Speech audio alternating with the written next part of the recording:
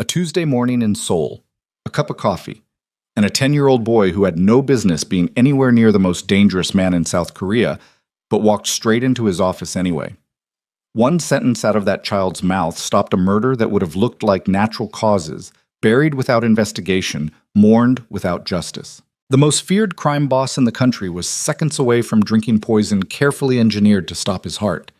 And the only person who saw it happen was a kid who couldn't have weighed more than 60 pounds soaking wet. If you want to know how a child nobody noticed brought down a conspiracy years in the making, stay until the end. Hit that like button and drop your city in the comments.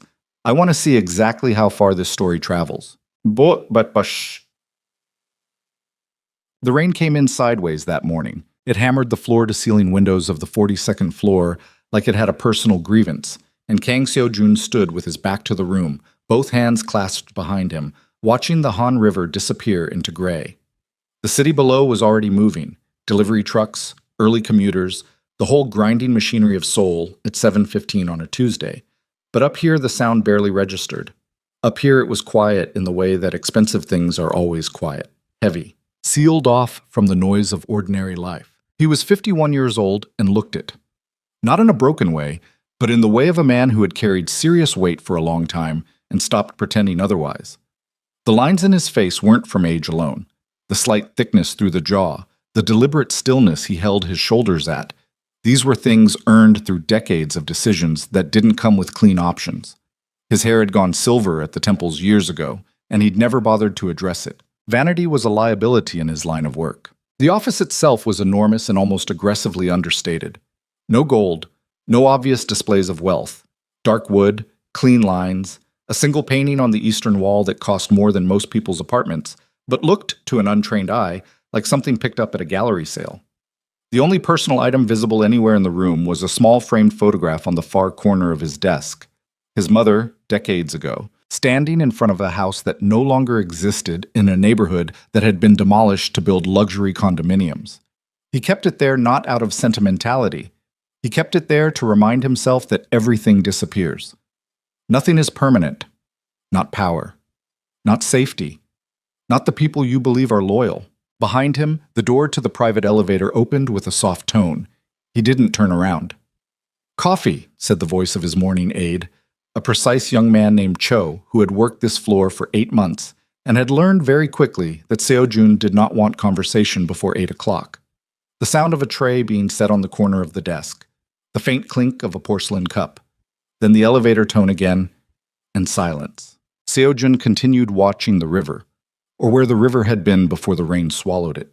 He had a meeting at 9 with 3 of his regional directors.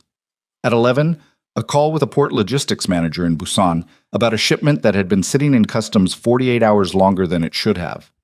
At 2 in the afternoon, a conversation he'd been putting off for 3 weeks with his legal team about a property acquisition that was generating complications nobody had anticipated.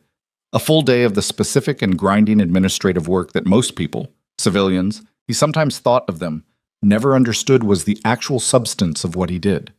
The violence was real, but it was occasional. Dramatic, but punctuating.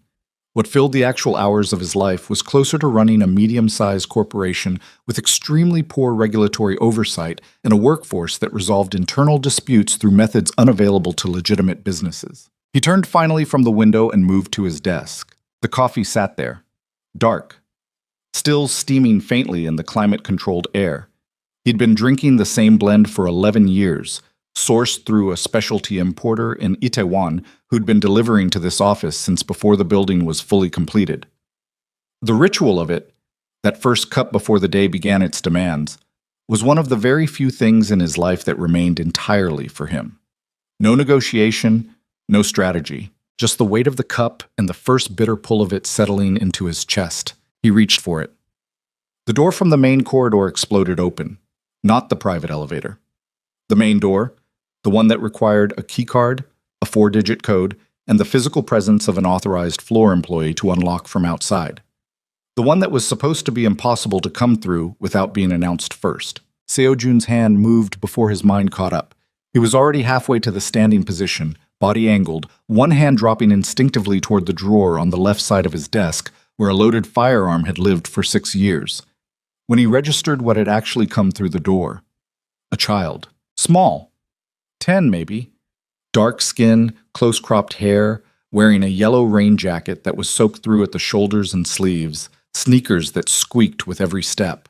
He was breathing hard, like he'd been running. His eyes were enormous and fixed directly on Seojun with an intensity that didn't belong in a child's face.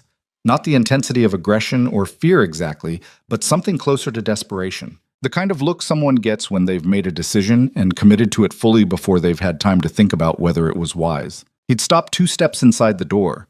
Both hands were visible. One of them was gripping the strap of a small backpack. For several seconds, nothing happened. Seojun registered the child. Registered the open door behind him, the empty corridor visible through it. His hand had stopped its movement toward the drawer. His body remained angled and coiled. "Don't drink that, sir." The boy's English was clear, direct, and slightly breathless. American accent, southern edge to some of the vowels. Seojun did not move. The boy's eyes dropped to the coffee cup on the corner of the desk, then came back up. "Please," he added, though it sounded less like politeness and more like he understood the word was strategically necessary and had deployed it accordingly. From the corridor outside came the sound of rapid footsteps. 2 of Seojun's outer floor security arrived at the doorway in the next 4 seconds. Both of them large men with the particular kind of controlled expression that security professionals wear when something has gone wrong, and they haven't yet fully assessed how wrong. One of them started to speak. Seojun raised 2 fingers from his left hand. They stopped. He looked at the boy. The boy looked back at him. He was still breathing fast. His sneakers had left small wet prints on the dark wood floor between the door and where he'd stopped. He hadn't moved an inch since he'd said the words. And Seojun had the distinct impression that every ounce of whatever courage had carried him through that door was being actively spent just to keep him standing there. "Who are you?" Seojun said. Not a question, more like the beginning of a process. "Malik Carter. My mom works on the building cleaning crew. She's supposed to be on 28 today, but she had to cover for someone on 36. He said this the way children deliver information they've rehearsed. Quickly, slightly too much of it. The relevant parts buried in the context they think they need to provide. "I was waiting for her in the service corridor on 41, the one by the catering staging area. I wasn't supposed to be there." "No," Seojun said. "You were not." "I know." Malik's jaw was set. "But I saw something." Seojun's eyes moved to the coffee cup and back. He said nothing. "A man," Malik said. "Not one of the regular guys. He was wearing the catering uniform, but it wasn't right. The sleeves were too long and he kept pulling them down. Regular guys don't do that, and he was sweating bad for someone just carrying trays. He stopped right by the counter where they staged the executive floor orders, and Malik stopped, swallowed. He took something out. Small bottle, like a medicine dropper. He looked around first, and I was behind the rack of linen so he didn't see me, and then he put drops from the bottle into one of the cups, and then he kept moving like nothing happened." The room was completely silent. Seojun stood behind his desk and looked at this child and felt something he had not felt in a very long time. It moved through him quickly, like a draft through a room where all the windows were supposed to be sealed. He couldn't have named it precisely in that moment. He only knew it was unexpected. "How did you get up here?" he said. "Service elevator. I took the tray myself. I told the staging manager I was supposed to deliver it." Malik's expression suggested he was aware this had been a gamble. He was busy and didn't check. "And the key card, the code." A pause. "I watch things. My mom says I watch too much.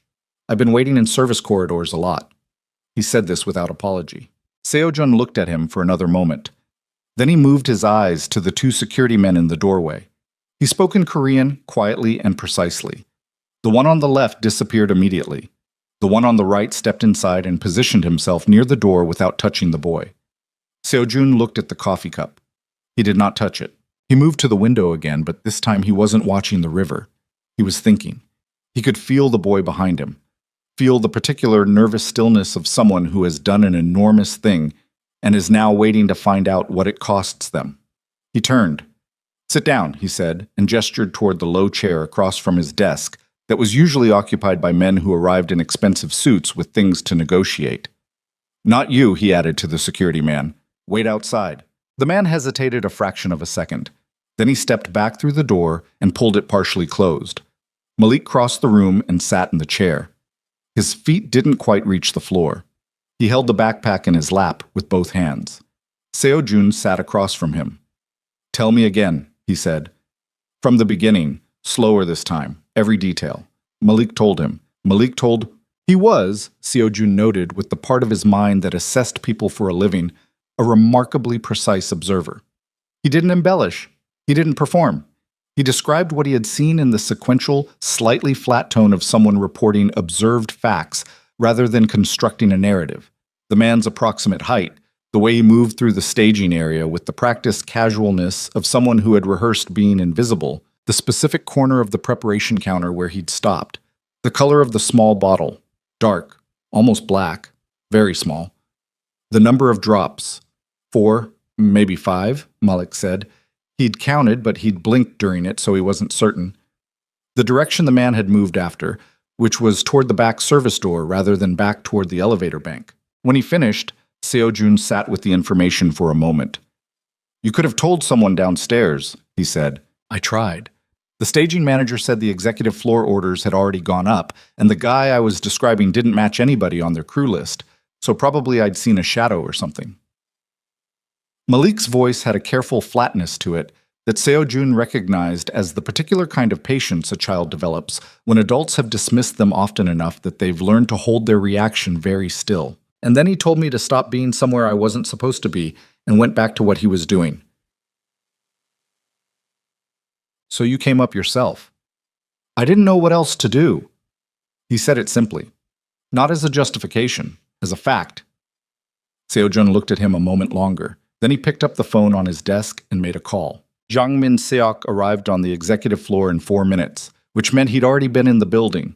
He was 55, lean in the deliberate way of someone who had maintained physical condition out of professional discipline rather than vanity, with close-cropped gray hair and a face that had been restructured slightly by at least one serious incident that he'd never discussed in Seo Jun's presence. He'd spent 19 years in the national intelligence apparatus before a disagreement with a superior officer over methods had ended his government career.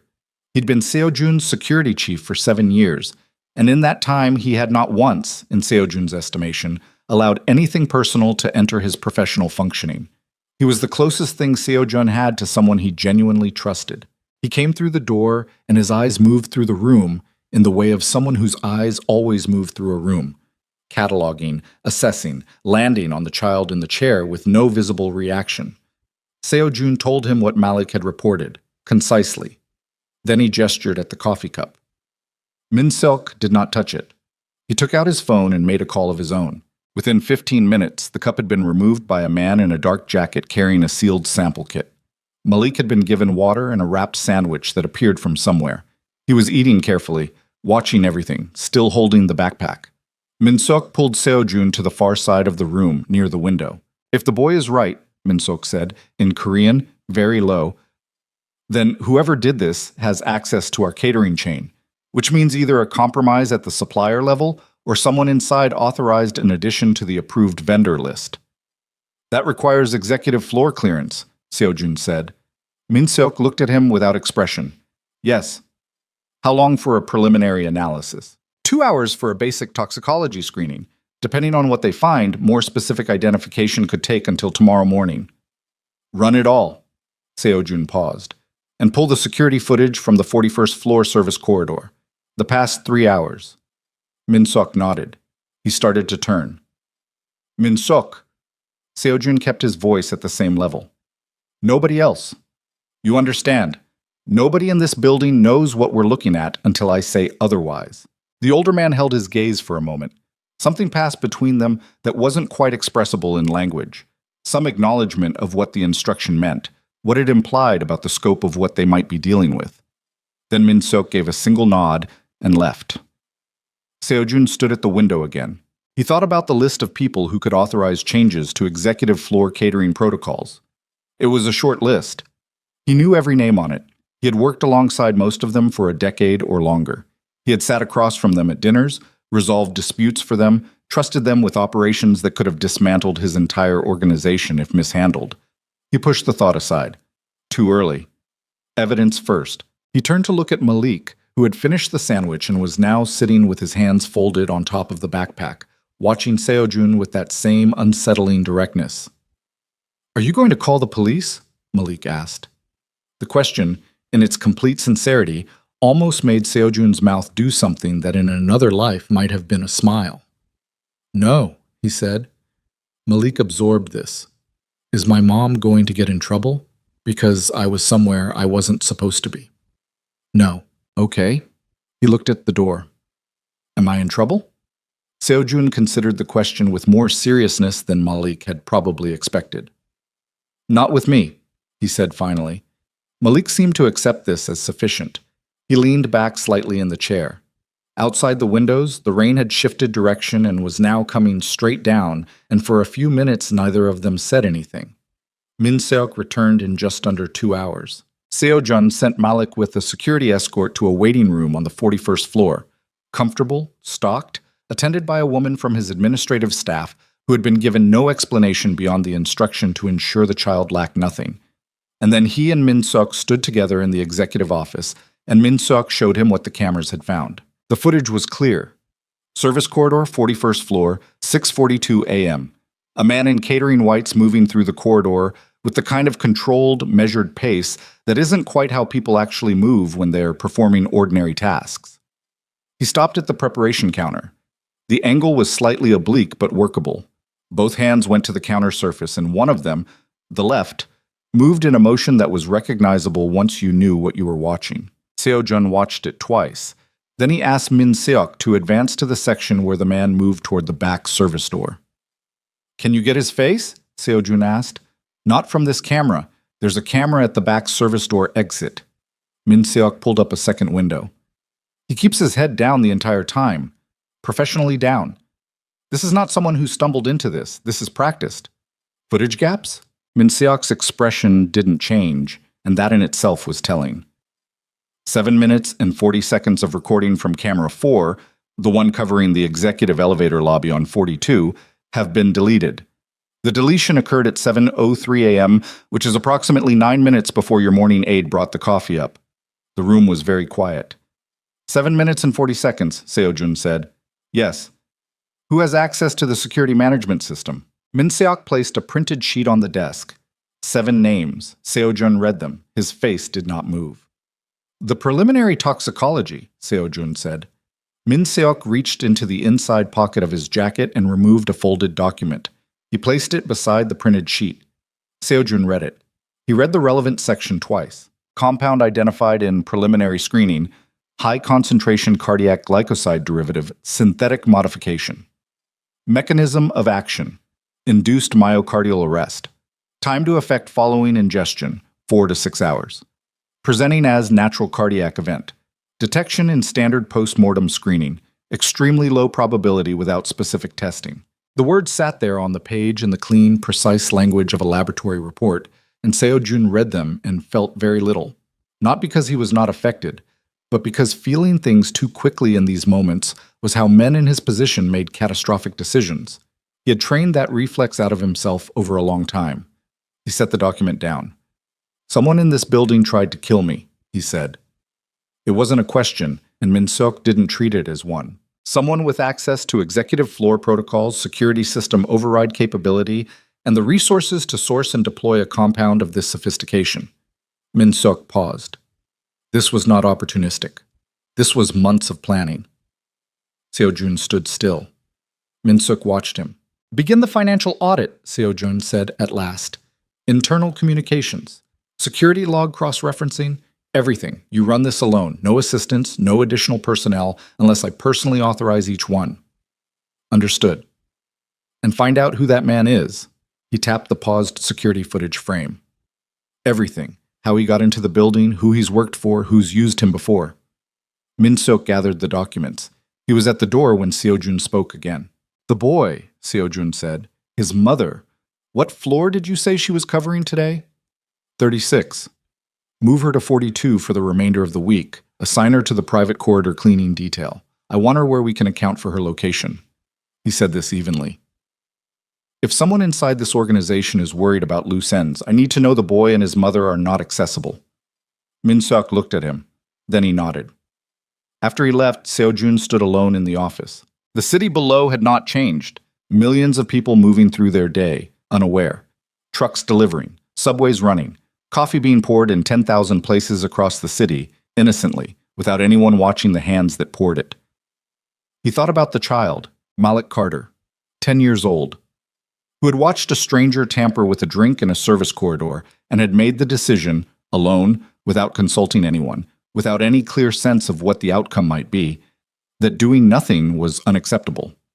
Who had gone to a staging manager and been dismissed, who had then gotten himself into a freight elevator, navigated a keycard-coded floor, and walked through a door into the office of a man whose name, if Malik's mother ever heard he'd been here, would probably stop her heart. Seo-jun had spent 30 years surrounding himself with people who were paid to keep him safe, men with guns and training and professional obligation.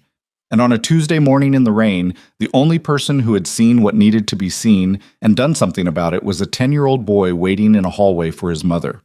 He turned that over for a while. Then he called for Malik to be brought back up. The boy came in still carrying the backpack, sneakers still squeaking. He stood in the middle of the room and waited. "Sit down," Seo-jun said. Malik sat. "I want to ask you something," Seo-jun said, "and I want you to be honest with me." "Okay." "You didn't know who I was when you came up here." Malik shifted slightly.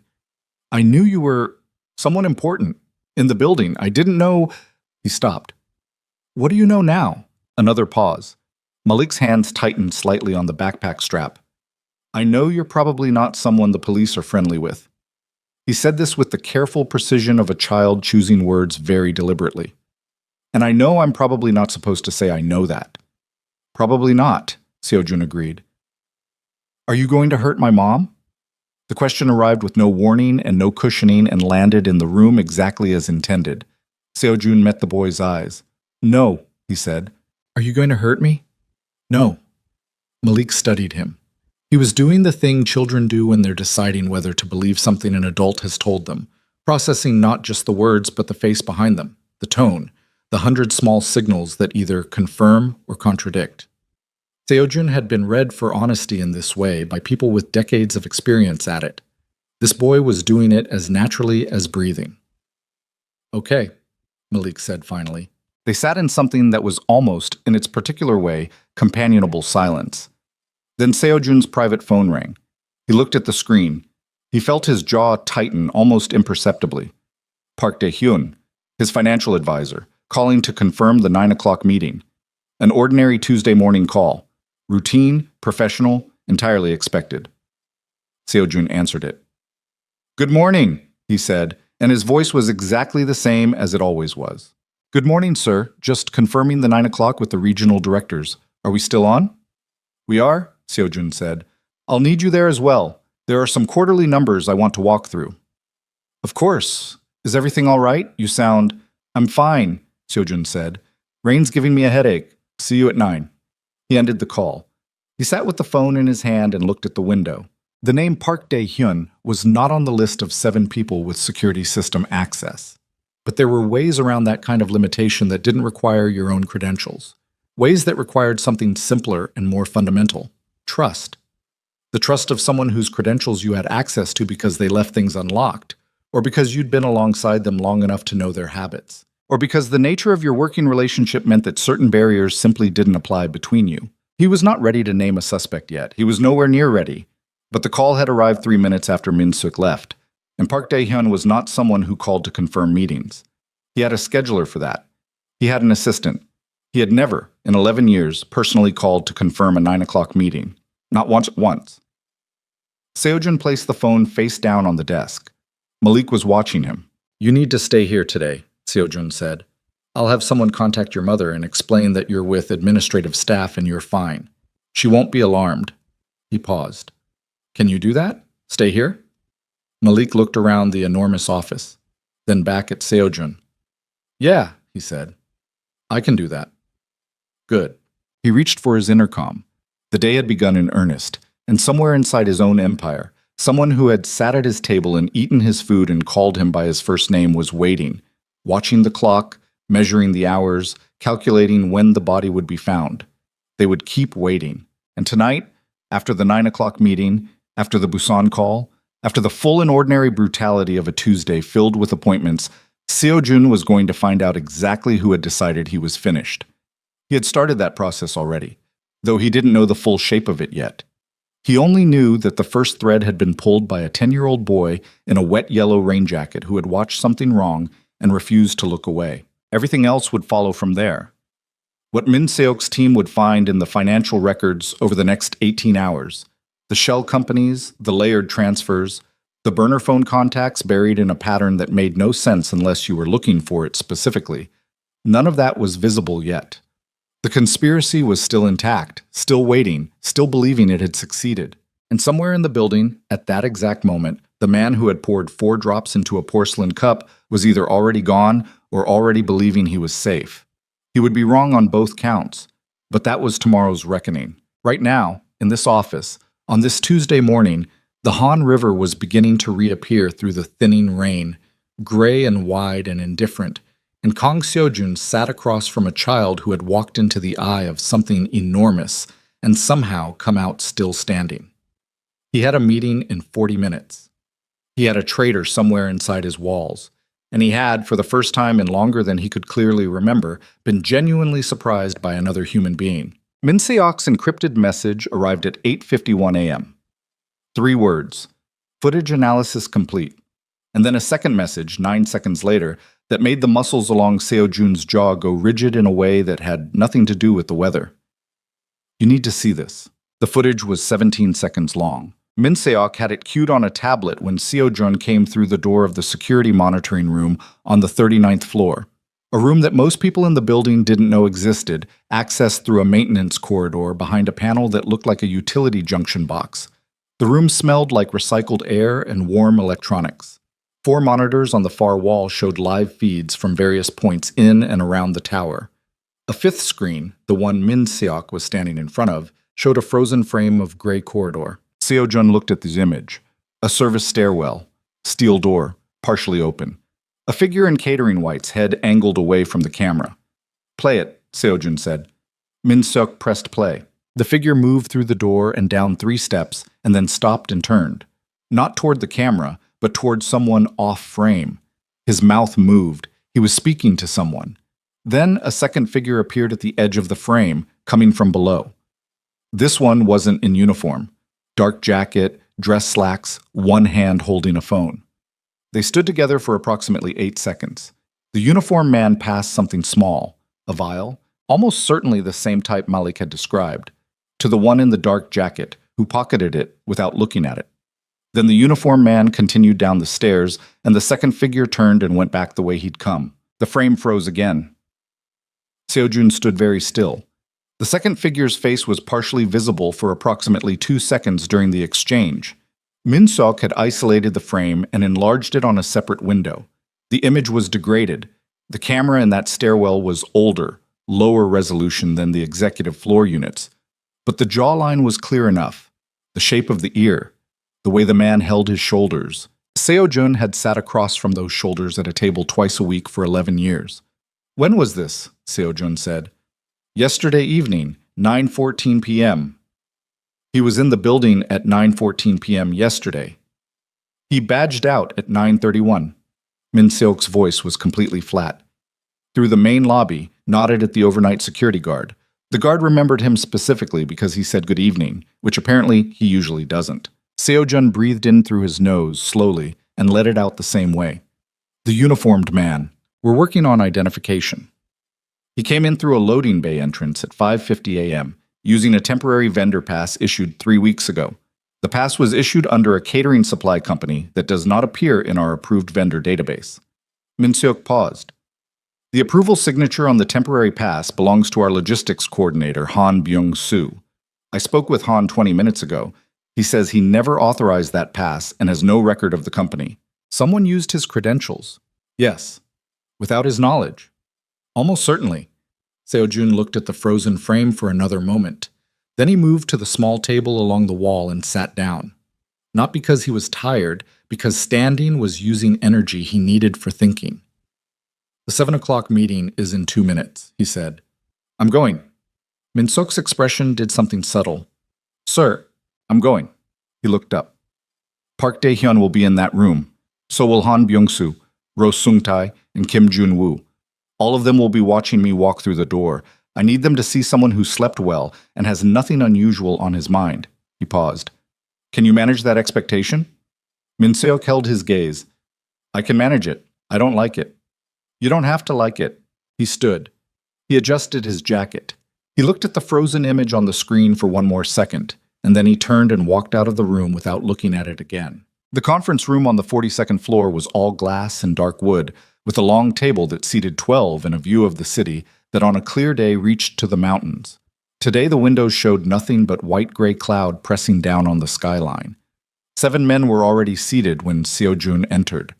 The conversation in the room, low, professional, the usual pre-meeting circulation of small information, stopped with the specific quality of quiet that descends when the person who holds actual authority walks through a door. Seo-jun moved to his chair at the head of the table. He placed his phone face up, which he never did. He wanted it visible. He wanted it to look like a man who was reachable and relaxed. Let's begin, he said. Park Dae-hyun was seated third from the left. 53 years old, heavier through the middle than he'd been 5 years ago, with the slightly polished manner of a man who had spent his career moving between legitimate and illegitimate financial structures, and had learned to dress and speak to both audiences. He had a coffee in front of him. He had his reading glasses on the table beside a printed agenda. He was the picture of a professional man at a morning meeting. He met Seo-jun's eyes briefly when Seo-jun sat down, nodded once in the way of someone confirming nothing in particular, and looked back at his agenda. Seo-jun talked through the quarterly numbers. He talked through the Busan situation. He assigned follow-up tasks with the particular specificity that made people write things down. He watched the room without appearing to watch the room. Park Dae-hyun participated exactly as he always did. Precise financial commentary, 2 minor corrections to projected figures, a brief exchange with Ro Sung-tae about a real estate holding in Incheon. He did not sweat. He did not fidget. He did not look at Seo-jun with any frequency outside the normal range of meeting eye contact. This was, Seo-jun understood, either the behavior of an innocent man or the behavior of a very skilled one. He had always known Dae-hyun was skilled. The meeting ended at 10:15. People gathered documents, stood, moved toward the door in the fractured way of groups dispersing. Seo-jun stayed seated, looking at something on his phone. One by one, they filtered out. Dae-hyun was near the door when Seo-jun spoke without looking up. Dae-hyun, a minute! The others were already through the door. Dae-hyun turned. His expression was open, professionally attentive. Close it, Seo-jun said. Dae-hyun closed the door and came back partway toward the table. He didn't sit. Standing, Seo-jun noted, gave a person the option to move. It was a subtle thing, probably unconscious, or possibly not. The Jeju account, Seo-jun said. He named a specific account number from memory. The quarterly reconciliation is off by 800,000. I saw it last night. This was not true. But the number was real. It was one of 12 accounts Min Seok had flagged in a preliminary financial scan completed at 4:30 that morning, and the amount was close enough to accurate to be credible. Dae-hyun's face showed nothing for the first half-second. Then a small furrow appeared between his brows, the expression of a financial professional registering a discrepancy. That's, I'll pull the records and have a corrected reconciliation to you by end of day, he said. It's likely a transfer timing issue with the Busan vehicle. Those take 48 hours to clear sometimes. Likely, Seo-jun agreed. Dae-hyun nodded. He started to turn. How's your family? Seo-jun asked.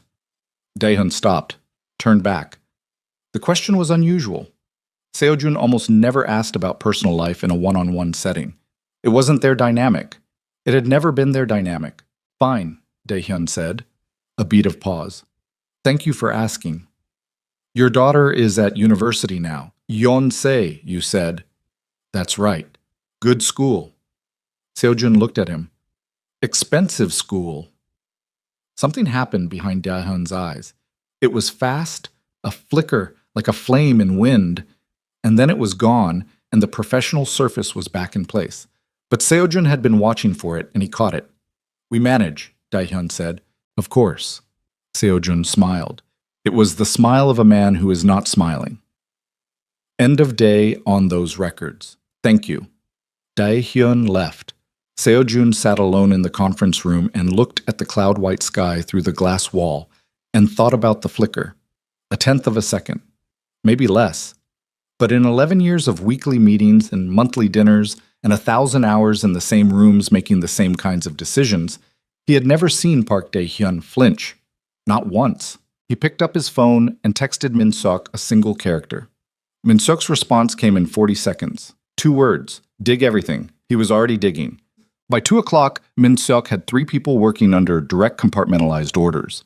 A forensic accountant brought in from outside the organization, a former telecom analyst whose skills Seo-jun had used twice before on sensitive matters, and a woman named Cha Eun-ji, who had spent 8 years inside a rival syndicate before a very specific set of circumstances had made it necessary for her to relocate her allegiances. All 3 had been contacted individually, told nothing about each other, and were working from 3 different locations on 3 different pieces of the same puzzle. The picture that began assembling itself over the next 4 hours was worse than Seo-jun had been prepared for. Not worse because of the scale of what Dae-hyun had stolen, though the numbers, once Cha Eun-ji began unraveling the transfer architecture, were staggering. Worse because of how long it had been going on. The earliest transaction flagged by the forensic accountant dated back 22 months. 22 months of layered transfers through shell entities in 4 separate jurisdictions, gradually and then less gradually accumulating into a pool of capital that didn't belong to Dae-hyun, but had been moved with such patience and craft that it had never triggered any of the organization's standard financial monitoring. 22 months. Seo-jun had eaten dinner at this man's table. He had attended the celebration when Dae-hyun's daughter received her university acceptance. He had trusted Dae-hyun with information about the organization's financial architecture that existed nowhere in written form, only in conversations, private and protected, in rooms with no recording equipment. He sat with that for a while. Min-seok found him in the executive office at 4:45, standing at the window again. The rain had stopped. The city was doing what cities do after rain, gleaming, briefly, before the ordinary grime reasserted itself. "There's more," Min-seok said. Seo-jun turned. Min-seok placed a printed document on the desk. The telecom analyst traced a burner phone network. 3 devices, activated at intervals over the past 8 months. Call patterns established contact between 2 of the devices on a regular schedule, every 10 to 14 days, duration averaging 6 to 9 minutes. He pointed to a specific line in the document. The 3rd device received contact from both of the others but made no outgoing calls. It was only ever called. It was active for approximately 5 months and then went dark 2 weeks ago. This asmanchi moshkotte. The 3rd device. We traced the purchase location, a convenience store in Mapogu, cash purchase. But the store has exterior camera coverage. The analyst pulled the relevant time window. Min-seok set a photograph on top of the document. Seo-jun looked at it.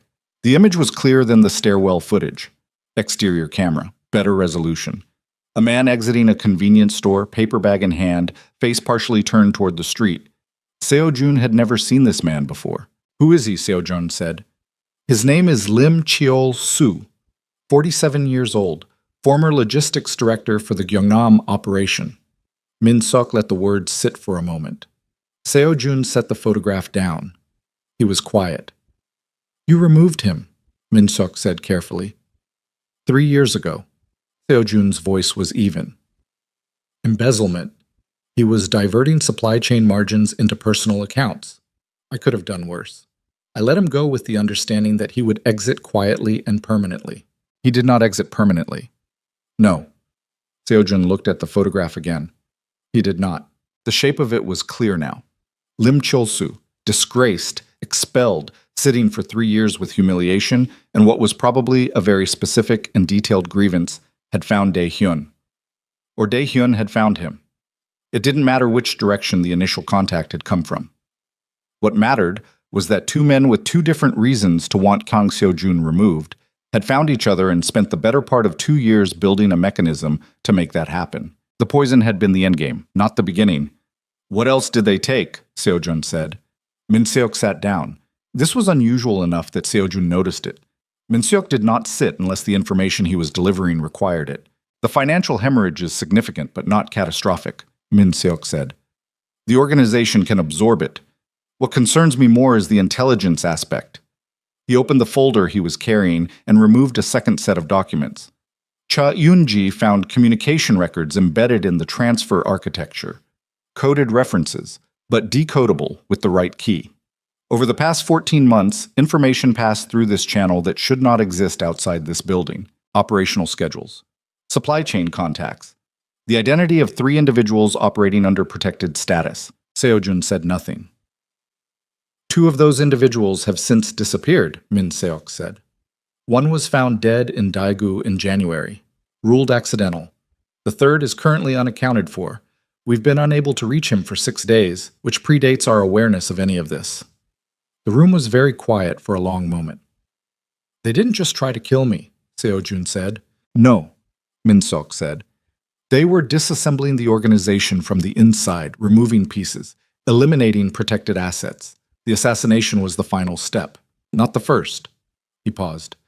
If it had succeeded, what remained of the organization would have been weakened enough that the transition of control would have faced minimal resistance. Dae-hyun, with Lim's network connections and the capital they'd accumulated, would have been positioned to I understand what they would have been positioned to do, Seojun said. Min Seok stopped. Outside, Seoul had gone from gray to the particular blue-dark of early evening. The tower lights were coming on across the skyline, one bank at a time. The assassin, Seojun said, still in country as far as we can determine. He didn't use the exit route we believe he'd planned. Border crossing at Sinuju was under tightened screening today due to an unrelated customs matter. He's holding somewhere. Find him before he finds another exit. My people are on it. And Dae-hyun. Seojun picked up the photograph of Lim Cheol-soo and then put it back down. He doesn't know we know. Not yet. Keep it that way. He paused. Tomorrow morning, I want him in this office at 8 o'clock. Tell him I need to review the Jeju account reconciliation in person before I send anything to the regional directors. He paused again. Make sure he comes alone. Min Seok looked at him. And when he arrives? Then we'll have a conversation, Seojun said, about trust. He walked Min Seok to the door. He went back to the desk. He sat down. He thought about Malik in the waiting room 2 floors below, probably bored now, probably hungry again, sitting with a backpack in his lap, in a building he had no business being in, waiting for a mother who by now had certainly been told something, carefully, by the woman from Seojun's administrative staff, about why her son's afternoon had gone differently than expected. He picked up the phone and called down. Is the boy all right? A brief pause. Yes, sir. He's been reading. We brought him dinner an hour ago. Send him up. A longer pause. To the executive floor, sir? To my office, Seojun said. Malik arrived 10 minutes later, still wearing the yellow rain jacket, which had dried into a slightly wrinkled state. He came in and looked around the office the way he'd looked at it that morning, cataloging, noting things. And then he looked at Seojun. You figured out who did it, Malik said. It wasn't a question. Seojun looked at the boy. What makes you say that? You look different than you did this morning. Malik sat down in the chair across from the desk. This morning, you looked like you were trying not to think about something. Now you look like you're already thinking about what comes next. The accuracy of this was, for a moment, mildly disorienting. You're perceptive, Seojun said. My mom says I notice too much. It isn't too much, Seojun said. It's exactly the right amount. Malik was quiet for a moment, then, is it going to be dangerous, whatever comes next? Seojun looked at him steadily. Yes. For you? Primarily for me. And for my mom and me. I'm taking steps to make sure it isn't. He held the boy's gaze. But I need you to stay here tonight, both of you. There's a secure residence on this floor. It's used for guests sometimes. You'll be comfortable. Your mother has been informed. Malik absorbed this. His jaw tightened slightly, the same way it had that morning when he was deciding whether to trust the answer he'd been given. Okay, he said. Then, does the person who did it know you know? Not yet, Seojun said. When will they find out? Tomorrow morning, Seojun said. 8 o'clock. Malik nodded slowly, processing this timeline with the seriousness of someone adding it to a mental map. And then Min Seok's phone call came through on the encrypted line, the one Seojun kept on the desk for exactly these situations. And Seojun picked it up and listened, and what Min Seok told him in the next 45 seconds turned everything that had seemed contained and manageable into something else entirely. The assassin hadn't fled. He was still in the building. So, the assassin's name was Ryu. That was all Min Seok had in the first 45 seconds. A name pulled from a contact database that Cha Eun-ji had cracked open 20 minutes earlier, cross-referenced against the convenience store photograph and 2 other surveillance images from the building's loading dock cameras. Ryu. No first name on record. 41 years old, possibly 42.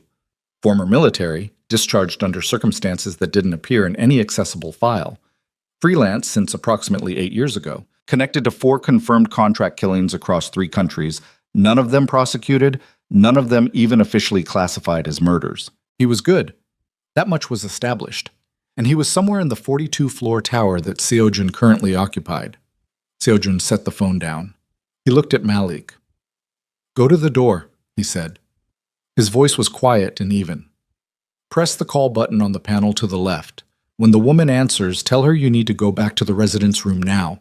Don't ask questions. Go." Malik read his face. He was out of the chair and at the door in 4 seconds without a word. The door clicked shut behind him. Seojun was already moving to the desk. Left drawer. The firearm he kept there was a compact semi-automatic, loaded, safety on. He checked the magazine by feel and put it in his inside jacket pocket. Then he picked up the encrypted phone again. "How confident?" he said when Min Seok answered. 80%. Badge records show a vendor access pass that wasn't used to exit the building. It was scanned in at the loading dock at 5:50 this morning and has not been scanned out. Either he left through an unsupervised exit, which is possible, or he's been in the building for 14 hours. Unsupervised exits. There are 3. 2 stairwell emergency doors on the north face.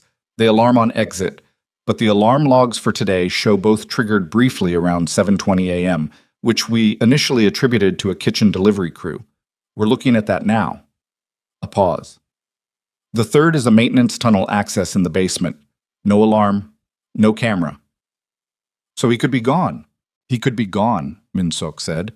Or he learned this morning that the primary operation failed and made the calculation that exiting immediately was riskier than going to ground inside the building until the heat dropped.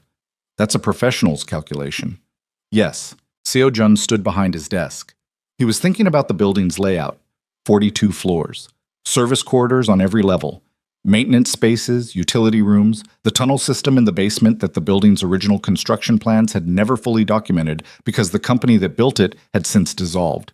He knew the building well, but knowing a building well and knowing every place a trained man could disappear inside it were 2 different things. "Lock the building," he said. A pause. "That triggers an evacuation protocol. Everyone, not a fire lock, security lock, executive authorization. Nobody in, nobody out, without my personal clearance code. Do it quietly. Frame it as a security drill for the night staff. Anyone on the upper floors who needs to leave tonight gets cleared individually through you." "Understood." Min Seok paused again. "And the executive floor?" "I'll manage the executive floor," Seojun said.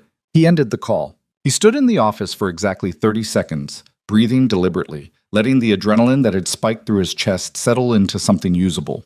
He had been in dangerous situations before. Many of them.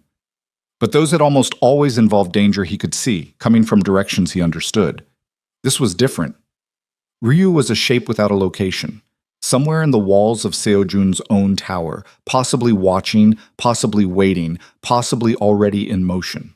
He thought about the fact that Dae-hyun had set this whole thing in motion, had hired Ryu, had provided building access, had ensured the poison got close enough to the right cup, had sat in a morning meeting 4 hours ago with his reading glasses on the table and his coffee in front of him and his face doing nothing wrong.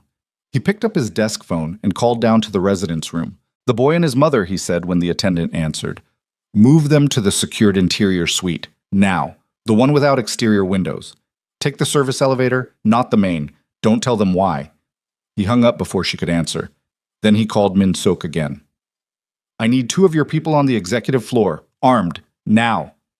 "They're already on their way up," Min Seok said. Seojun almost said something. Instead, he said, "Good," and hung up. He sat behind the desk and waited. He was very good at waiting. It was one of the few advantages that came with age in this kind of life. The understanding that moving too fast was almost always more dangerous than holding still. The 2 security men arrived in 4 minutes. Both were people Seojun recognized, men who had been with Min Seok long enough that their loyalty had been tested and confirmed through actual events rather than just through tenure. He told them nothing beyond their positions, one outside the executive office door, one at the elevator bank. They took their positions without questions. Min Seok arrived 12 minutes after that. He came through the door and closed it behind him and looked at Seojun, and his expression had the particular quality of a man who is managing several urgent things simultaneously and is very close to the limit of how many he can manage at once. The north stairwell alarms, he said without preamble. The 720 triggers, we pulled the full log. Both doors were propped open for approximately 4 minutes each, long enough for someone to pass through and wedge the latch to prevent relocking. He crossed to the desk and put a building schematic down, a printed copy, marked in 3 places with red pen. These are the locations. Based on the timing and the direction of travel they suggest, we believe he moved from the loading dock level upward through the North Service Corridor system to somewhere between floors 28 and 35. 28 to 35, Seojun said. That's the range. The stairwell data narrows it. We have no camera coverage in that section of North Face Service Corridor. Min Seok's jaw was tight. The cameras in that corridor went offline at 6:15 this morning. We logged it as a routine maintenance fault. Seojun looked at him. It wasn't a maintenance fault. No, Min Seok said. It was not. So Ryu had killed the cameras in his hiding zone before he'd even entered the building. He'd known which cameras to kill. He'd known the locations, the model numbers probably, the network access points required to take them offline without triggering a system-wide alert. Someone had given him that information. Dae-hyun, Seojun said, or Lim. Lim had operational knowledge of the building from 3 years ago when he was still with the organization. Some of it would be outdated, some of it wouldn't. Min Seok straightened. The point is, Ryu didn't come in blind. He was briefed on this building in detail. He knew where to hide, and he knew how to stay hidden. Seojun stood up. Then we find him the same way, detail by detail. I have 4 people doing a systematic sweep of floors 28 through 35 right now, moving carefully. Ryu will know the building is in some kind of elevated security state. The lockdown would have been detectable through changes in staff movement patterns, elevator traffic. He's going to know something shifted. Does he know the primary operation failed? Min Seok hesitated. That's the question I've been sitting with for the last hour. He moved to the chair and sat down, which again told Seojun everything about the weight of what he was carrying. If Ryu was supposed to receive confirmation of success through a signal from Dae-hyun, a message, a call, something, and that signal didn't come this morning, then yes, he knows. And a professional in that position, knowing the primary has failed, makes one of 2 calculations. He runs, Seojun said, or he adapts the contract. Seojun looked at him. The target is still alive, Min Seok said carefully. The contract presumably still has value. If Ryu believes he has a window, if he believes the building security is disorganized enough, or that the principal doesn't yet know about him, he might attempt to complete it through a secondary method. He'd have to reach the 42nd floor. He'd have to reach wherever you are, Min Seok said. The room held that thought for a moment. Seojun walked to the window, not to look at the city this time, just to put space between himself and the desk. Pull everyone off the sweep, he said. Min Seok went still. Sir, pull them off. If Ryu detects a systematic search closing in on his position, he moves. He might move upward. He might do something unpredictable to create a distraction. He turned. I don't want him spooked. I want him contained, and then I want him taken when and where we choose, not when he chooses. That means leaving him in the building. For now. Min Seok's jaw worked. He didn't argue further. He took out his phone and sent a message. They sat together in the kind of quiet that only exists between 2 men who have been through enough together that silence doesn't require management. It was Min Seok who broke it. There's something else, he said. Seojun looked at him. Min Seok set a second document on the desk. Seojun crossed to it and looked down. It was a communication record, a printout of metadata from the encrypted channel that Cha Eun-ji had been working through. Call times, durations, device identifiers. The third burner, Min Seok said. The one that only received calls and never made them. I told you it went dark 2 weeks ago. Yes. We ran the purchase location's camera footage against our internal personnel database. I told you the buyer was Lim Cheol-soo. Min Seok paused. That was accurate. Lim purchased the device, but Cha found a secondary registration ping. When a burner phone is first activated, it sends a brief network registration signal. That signal was picked up by a cell tower in Mapogu. He pointed to a line on the document. The timestamp on the activation ping is 14 months ago, and the location of the tower that received it places the activation within a 4-block radius of our... He stopped. Seojun had gone very still. Say it, Seojun said. Min Seok held his gaze. Within a 4-block radius of our internal security office on Mapodayero, the one where we run communications monitoring for the entire organization. The silence that followed was of a completely different quality than any silence before it. Seojun's hand was flat on the desk. He could feel the grain of the wood under his palm. He focused on that deliberately, the physical sensation of it, because the alternative was letting what he'd just heard detonate inside him in a way that would not serve him. Someone activated that phone from inside our security monitoring office, he said. Within 4 blocks of it, Min Seok said, which could mean the street outside, the coffee shop on the corner, the parking structure adjacent. A pause. Or the office itself. Who has regular access to that office? Min Seok was quiet. Min Seok, Seojun's voice was absolutely level. Who has regular access? 12 people have cleared access, Min Seok said. My team. 3 of them are with me tonight. The other 9... He stopped. He looked at the document. Then he looked at Seojun. Seojun, I have to tell you something. It was the first time in 7 years Min Seok had used his given name. 2 months ago, Min Seok said, and his voice had changed, not broken, but shifted into something that cost him something to produce. I found an irregularity in our communication logs, a brief access by an unregistered terminal. I investigated it internally. My conclusion at the time was that it was a technical glitch, a ghost access from a decommissioned terminal that hadn't been fully removed from the system. He paused. I was wrong. I know that now. What I logged as a technical glitch was an access event, someone using a terminal I thought was offline to pull communication records. Seojun looked at him. I should have escalated it to you, Min Seok said. I made a judgment call. I believed my own conclusion. He stopped. I was wrong. The room was very, very quiet. What records were accessed, Seojun said. Personnel files, specifically the protected asset files. The 3 individuals I told you about earlier, the ones whose identities were passed through the conspiracy's communication channel. Min Seok's voice was measured, but the effort behind that measurement was visible now in a way it hadn't been earlier in the day. The access event occurred 8 weeks ago. 6 weeks after that, the first of those individuals disappeared. Seojun stood at the window and looked at the city and did not speak for almost a full minute. When he turned, his face was composed. You missed it, he said. Yes. Because you trusted your own analysis. Yes.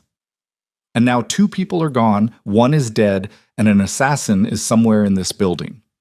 He said it without inflection, not to wound, though it landed like a wound.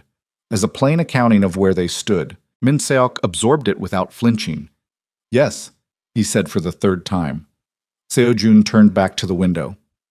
I'm not removing you, he said. I need you. And I trust you more than I trust anyone else in this building right now, which is partly a comment on how badly this has gone and partly just a fact. He paused. But when this is over, we're going to talk about it again. Yes, Min Seok said quietly. We will. The encrypted phone buzzed on the desk. Seojun picked it up. It was Cha Yoon-ji. He listened for 40 seconds. His face did not change. He put the phone down. She found the payment record, he said. The final transfer to Ryu's handler account. It cleared 3 days ago. Full contract amount. He looked at Min Seok. There's a completion clause. Ryu doesn't get the second half unless he delivers confirmation of target elimination. The first half is already his regardless. He paused. The completion amount is 4 times the advance. Min Seok understood immediately. He has significant financial incentive to complete. He has every incentive to complete, Seojun said. He's a professional. He's trapped in a building that's now in lockdown. He knows the primary approach failed, and there is a very large sum of money waiting for him if he finds another way. He'll move tonight, Min Seok said. He'll move tonight, Seojun agreed. He looked at his watch. 9:47 p.m., He thought about Malik and Danielle Carter in the interior suite 2 floors below. No exterior windows. Locked. Attended. He thought about the building around them. 42 floors of offices and corridors and service spaces, and one man somewhere inside all of it who had been hired to end a life and was now recalculating how to do exactly that. He thought about Park Dae-hyun, who was presumably at home right now, who had no idea that by 8 o'clock tomorrow morning he would be sitting across from a man who knew everything. He thought about Lim Cheol-soo, who was somewhere in the city, waiting for news that would not come the way he expected it. And then the fire alarm went off. Not the building-wide evacuation alarm. The localized alarm. The one that covered floors 30 through 35. It rang twice, sharp and loud, and then cut out. Which was not how fire alarms worked. Fire alarms didn't cut out. They ran until they were manually silenced by someone with override access. Or until someone cut the wire. Seo-jun looked at Min-seok. Min-seok was already on his phone. "Which floor?" Seo-jun said. Min-seok listened. His face went tight in a way Seo-jun had never seen it go before. He lowered the phone. 32, Min-seok said. "My team just found something in the service corridor." A pause. "One of my suite personnel. He went in to check the alarm trigger." Another pause, shorter, harder. "He's down. He's alive, but he's down. Ryu took him." Seo-jun stood absolutely still. "He's not hiding anymore," Min-seok said. "No," Seo-jun said. "He's not." He picked up the gun from his jacket pocket and checked the safety and put it back. Ryu was 32 floors below him, armed, trained, cornered, and moving. He had just taken out one of Min-seok's men, a man with intelligence training and a weapon of his own. He had done it quietly enough that no other alarm had triggered. He had done it in less time than it took to have a conversation. And now, somewhere in the stairwells or corridors of this building, he was calculating the fastest route to the 42nd floor. Seo-jun crossed the room to where Min-seok was still on the phone coordinating rapid response, and he stopped beside him and said very quietly, so that only Min-seok could hear, "Get Malik and his mother out of the building right now, not the main exit, the maintenance tunnel. Get them out and get them into a vehicle and get them somewhere I don't know about yet." He held Min-seok's eyes. "If something happens to me tonight, if Ryu gets to this floor, I need those 2 people to not be here." Min-seok stared at him. "I'm not leaving this floor. I'm not asking you to leave the floor. I'm asking you to make one call and get those 2 people out." Seo-jun's voice was completely even. "Can you do that?" A beat of silence. "Yes," Min-seok said. "Good." Seo-jun straightened his jacket. "Then let's talk about how we end this." The call took 40 seconds. Min-seok made it standing 3 feet from Seo-jun, voice low and clipped. And whoever answered on the other end didn't ask questions because Min-seok's people had been trained not to ask questions when his voice carried that particular register. He gave the instruction, received confirmation, ended the call. "They're moving," he said. "Good." Seo-jun was already at the tactical display Min-seok had pulled up on the wall-mounted screen. A live building schematic fed by every active sensor in the tower. The north-face service corridors on 32 through 35 showed as a cluster of dead zones. The camera blackouts Ryu had engineered that morning, showing as gray voids in an otherwise lit grid. "Show me the stairwell access points between 32 and 42. Min-seok crossed to the screen and pointed. "North stairwell. Compromised. He's already used it. South stairwell. Monitored. Camera active. One of my people at the 37th floor landing. Central elevator bank. Locked down. Requires executive code. Can't be bypassed without triggering a full system alert." He moved his finger. "That leaves the east maintenance shaft. It runs from basement to 41. Access hatches on every 3rd floor. It's tight, designed for single-person equipment transit, but a man his size could move through it." "Is it monitored?" A pause. "Partially. Sensors on the hatch covers. If a hatch opens, it registers on the building management system." Min-seok pulled up a secondary screen. "Nothing has triggered yet." "Yet," Seo-jun said. "Yet."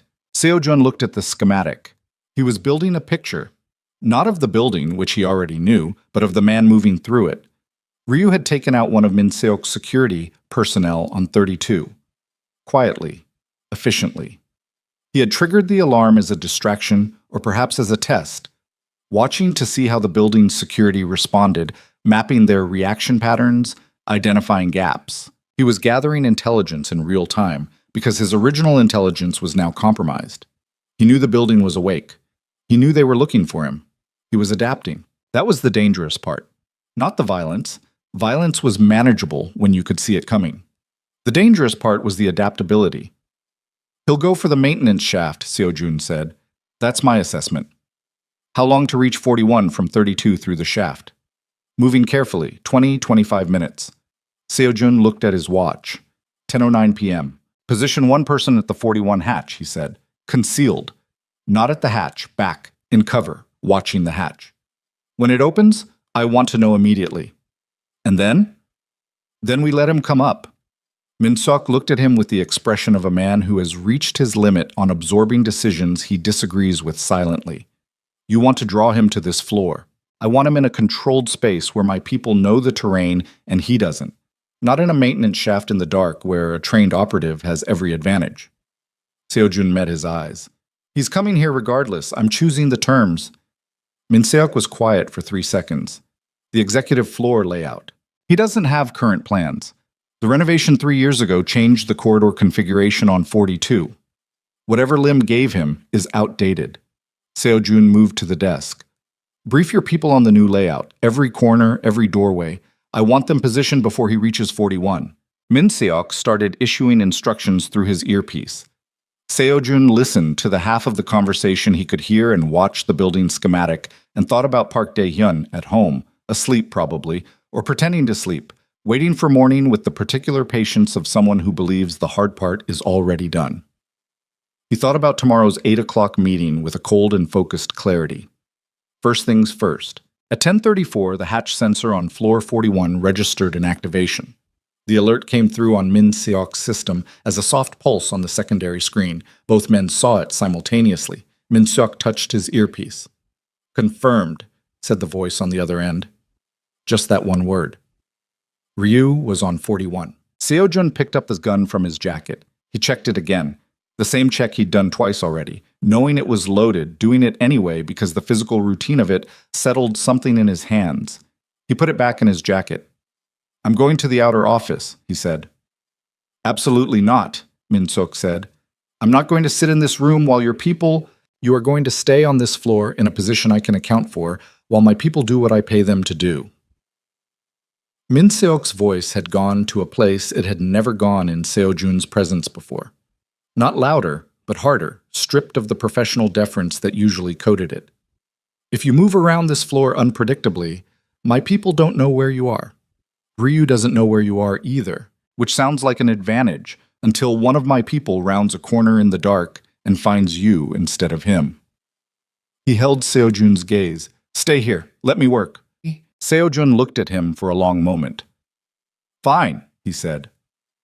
Min-seok turned back to the screen. The next 14 minutes were the longest of Seo-jun's recent memory, and his recent memory contained some long minutes. He sat behind the desk and watched the schematic and listened to the fragments of communication coming through Min-seok's earpiece, terse, clipped exchanges, position confirmations, the specific professional shorthand of people moving carefully through a dark space. Ryu came off the 41 maintenance shaft at 10:41 and moved into the south service corridor. The camera there had been killed, the same systematic blackout he'd engineered in the floors below. But Min-seok had anticipated this and repositioned his team accordingly, working from physical position and audio rather than camera feeds. At 10:43, one of Min-seok's people reported contact. Not visual, auditory. Movement in the East Corridor Junction, floor 41. The report came in a single clipped word and then went silent.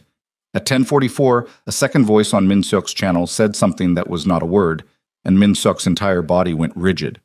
Report, Min-seok said into the earpiece. His voice was flat and controlled. Silence. Park. Report. Nothing. Min-seok looked at Seo-jun.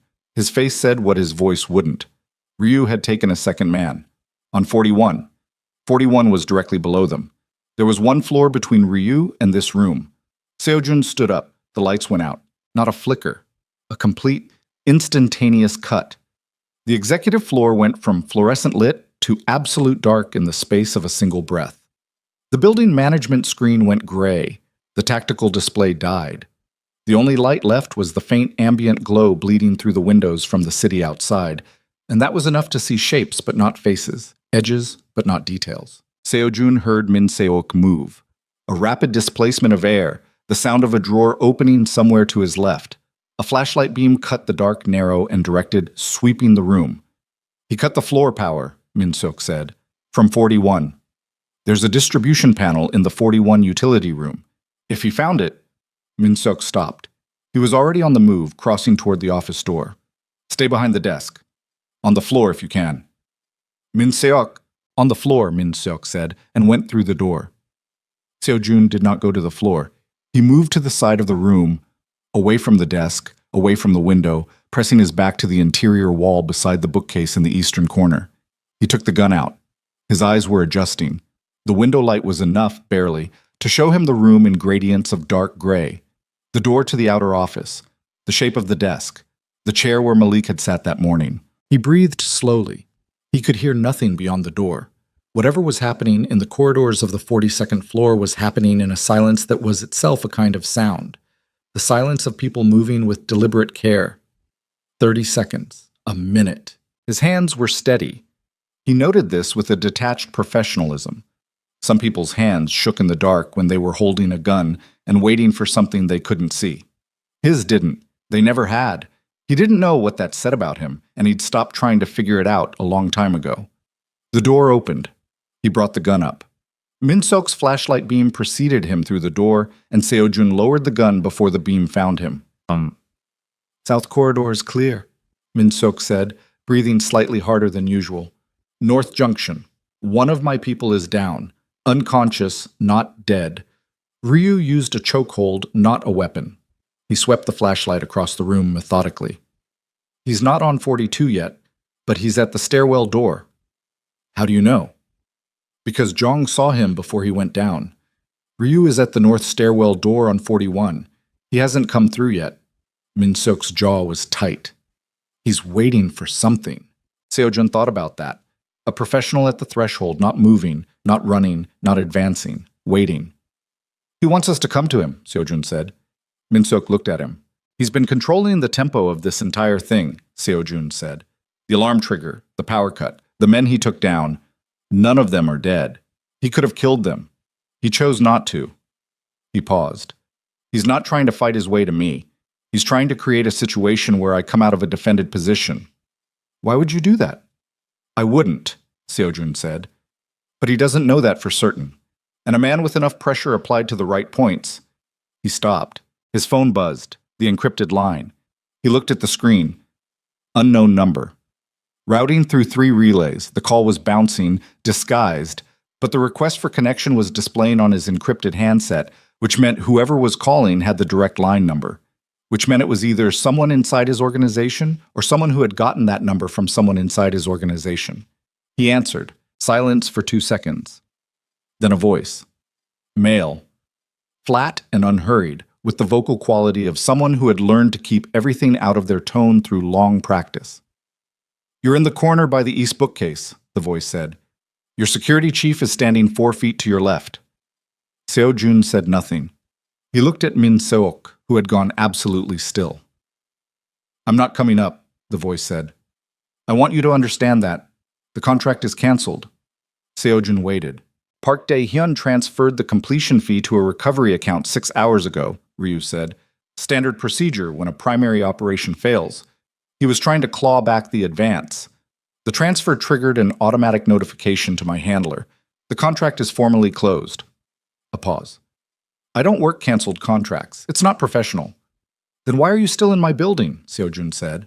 Because walking out of a locked building full of people looking for me requires a conversation. I'm not interested in being taken by your security team. You've managed to avoid them for 17 hours. I've managed to avoid them because I've been careful. I'm tired of being careful.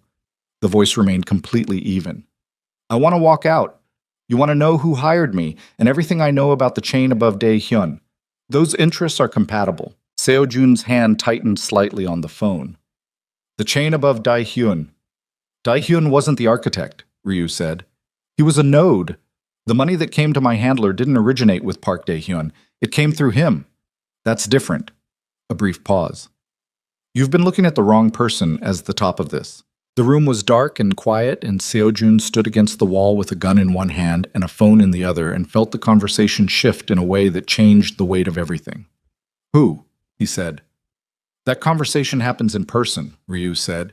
In a room where I can see all the doors and your security chief keeps his hands where I can see them. Those are my terms. And in exchange, I walk out. Tonight. Alone. No one follows. No one collects. I disappear, and you never hear from me again. A pause. You'll want what I know more than you want me. Anyone in your position would make that calculation the same way. Seojun looked at Min-seok.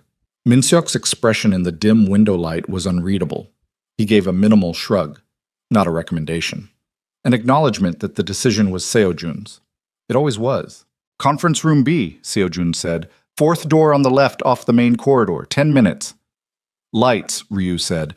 I'll have the emergency generators activated on this floor. Seojun paused. My security chief will be present. One person, Ryu said. Not a team. One person, Seojun said.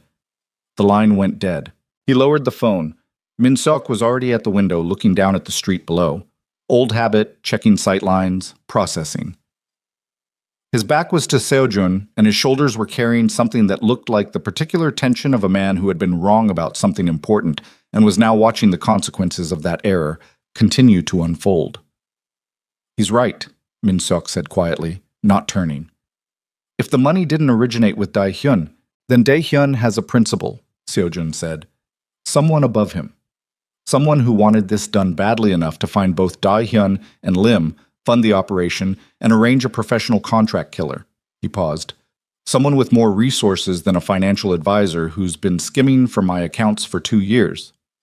Someone we haven't identified yet. Someone we haven't even been looking for yet, Seojun said. The emergency generator for the executive floor came online 30 seconds later. Half power, amber emergency lighting rather than full fluorescent, casting the corridor outside in a flat and shadowless glow. It was enough. Seojun straightened his jacket. He put the gun back in his pocket but left the safety off. Conference room B was a smaller room than the main conference space. 8 seats, a wall screen, no windows. A room used for internal reviews and sensitive conversations, which was why Seojun had named it. He knew it. He knew every angle and every exit. Ryu would not know that he'd picked it for precisely that reason. They were at the door when Min-seok's earpiece crackled. He listened for 4 seconds. His hand went to Seojun's arm, a rare and startling contact. The maintenance tunnel, Min-seok said. The exit in the basement. His voice was very controlled. Cha Eun-ji just sent an alert. Someone entered the tunnel from the street side 20 minutes ago, from outside the building. He looked at Seojun. Someone who knew the tunnel existed and knew the entry point. Lim Cheol-soo, Seojun said. We don't know yet. It's Lim. Seojun felt something settle through him. Not calm exactly, but the particular clarity that arrives when chaos reaches a point of total exposure. Everything coming at once. Ryu in the building wanting to negotiate, an unknown principal above Dae-hyun, and now Lim Cheol-soo coming in through the basement while they were all looking up. He thought about Malik and Danielle Carter. Moved through the tunnel, to safety. The tunnel they were supposed to have used. He grabbed Min-seok's arm. The exit team. Did they get Malik and his mother out through the tunnel? Min-seok's face shifted. He touched his earpiece, asked the question, listened. The answer took 3 seconds to come back. 3 seconds that lasted considerably longer than that. Min-seok lowered his hand from the earpiece. In the amber emergency light, his face was the face of a man delivering something he would spend a long time carrying. The exit team reported successful evacuation 40 minutes ago, he said. Vehicle confirmed, destination confirmed. A pause. But Cha's alert is time-stamped 20 minutes ago, which means the tunnel entry from outside happened after the evacuation was already complete. So Malik and his mother are out, Seojun said. Yes. And Lim came in through the same tunnel 20 minutes later. Yes. And Lim doesn't know the evacuation happened. He came in through that tunnel because he knew Malik and his mother were supposed to be in this building. Seojun looked at Min-seok.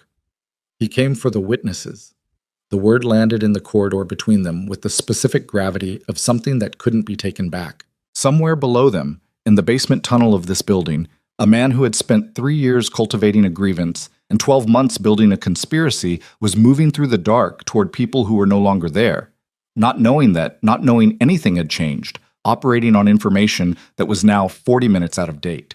And somewhere on this floor, in 10 minutes, a professional killer was going to sit across the table from Seojun and tell him the name of the person who had funded all of it. Seojun looked at the corridor stretching ahead of him toward conference room B. He looked at his watch. He looked at Min Seok. "Split," he said. "You take 2 people to the basement, find Lim, contain him. I want him alive, and I want him unable to communicate with anyone." He paused. "I'll take Ryu's meeting alone." Min Seok stared at him. "You said 1 person present. You didn't say it would be you alone.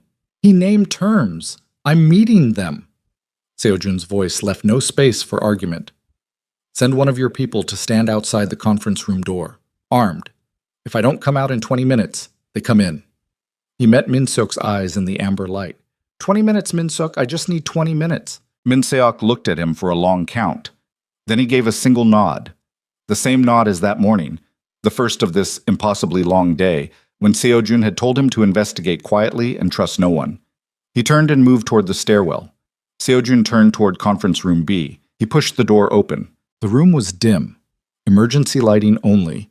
1 panel on the far wall throwing amber across the table. 8 chairs, all empty. The wall screen dark. The door behind him opened to the corridor. He stepped inside. He had taken 3 steps toward the head of the table when he registered the specific quality of silence in the room.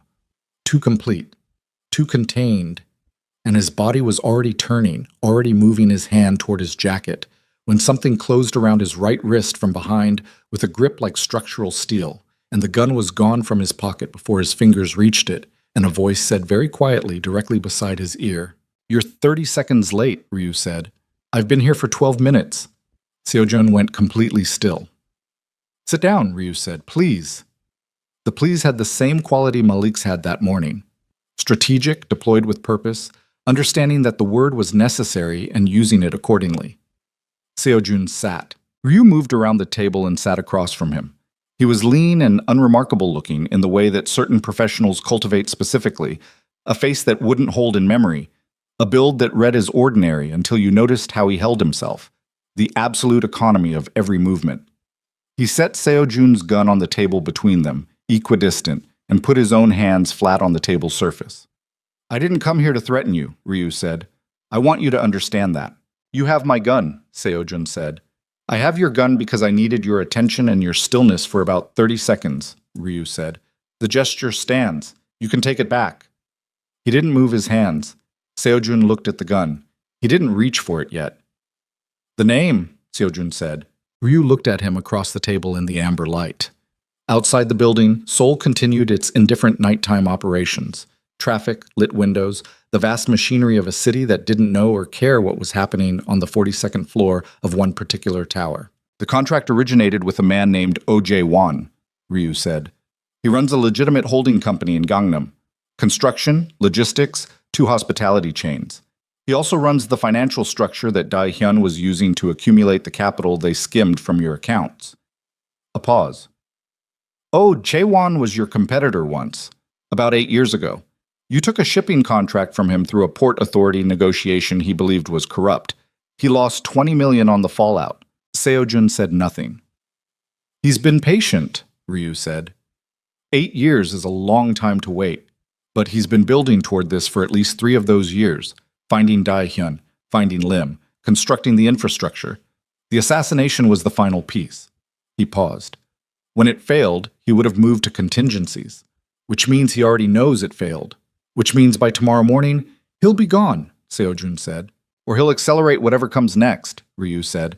"A man who has spent 8 years and this level of resources on a single objective doesn't abandon it because the first approach failed." He held Seojun's eyes. "You have tonight, maybe tomorrow morning. After that, whatever O.J. Won has prepared as a secondary option is already in motion." Seojun sat very still. He thought about the morning. The coffee. The boy in the yellow rain jacket standing in the middle of his office with wet sneakers and an expression of determined, slightly terrified honesty. He thought about how close the morning had come to ending differently. Not just for him, but for everything. The entire structure of what he'd built and who he'd built it with, and the 22 months of quiet, systematic dismantling that had been going on inside his walls while he held meetings and managed accounts and sat at dinners and believed, because he had always had reasons to believe, that the people around him were what they appeared to be. He reached forward and picked up the gun. He put it back in his jacket pocket. "You'll give me everything you have on OJ1, he said. Documentation, contact chains, financial routing, whatever your handler provided to structure the contract. Already prepared, Ryu said. He reached into his jacket, slowly, with the exaggerated visibility of someone who understands that sudden movements in this situation have consequences, and removed a small drive. He set it on the table. Everything I received, plus what I developed independently during the preparation phase. Seo-jun looked at the drive. He didn't touch it yet. "You said the contract was cancelled," he said. "OJ1 tried to claw back the advance." "Yes, which means OJ1 panicked when the primary failed." "Yes." "A man who panics after one failure," Seo-jun said slowly, "after 8 years of patience, is more dangerous now than he was before," Ryu said. "Not less," he paused. "Because he knows you're still alive, and now he knows you're looking." The amber light hummed. Somewhere below, Min-seok's people were moving through a basement tunnel toward a man who had come in from the cold looking for witnesses who were no longer there. Somewhere across the city, Park Dae-hyun was asleep or not asleep, waiting for a morning meeting he didn't yet know would end everything he had built toward. And somewhere in Gangnam, in a legitimate office in a legitimate building surrounded by the trappings of a respectable business life, OJ-won was awake. Seo-jun was certain of it, certain in the way you are certain about things that don't require evidence. Sitting with the knowledge that his careful, patient 8-year project had failed on its first attempt, and calculating what came next with the specific clarity of a man who has already committed too fully to stop. Seo-jun picked up the drive. He looked at Ryu across the table. "Walk me through all of it," he said. "From the beginning. Leave nothing out." And Ryu began to talk, and outside the window the city blazed and indifferent, and the night moved toward its ending, and somewhere in it the shape of tomorrow was already. Ryu talked for 41 minutes. Seo-jun did not interrupt him once. He sat at the head of the conference table in the amber emergency light and listened with the particular quality of attention he reserved for information that was going to require action. Not processing it emotionally, not reacting to the details that deserved reaction, just receiving it cleanly and completely so that nothing was lost in the translation between hearing and understanding. Ryu spoke the way he did everything else, economically, without ornamentation, laying out the architecture of OJ-won's operation with the professional detachment of someone describing a structure they'd been hired to service, rather than one they'd built or believed in. The picture that emerged was meticulous and ugly. OJ-won had begun his approach to Dae-hyun not through threat or coercion, but through opportunity, identifying the financial advisor's existing embezzlement, which had been going on in small amounts years before O made contact, and offering infrastructure rather than exposure.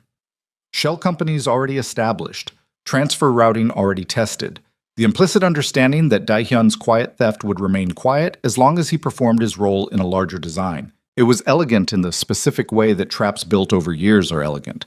By the time Dae-hyun understood the full shape of what he'd walked into, he was already inside it. Lim Cheol-soo had been simpler. Lim's grievance was real and raw, and OJ-won had found it and fed it. Money, access, the validation of being told that what had been done to him was unjust, and that justice was available if he wanted to reach for it. Lim had reached.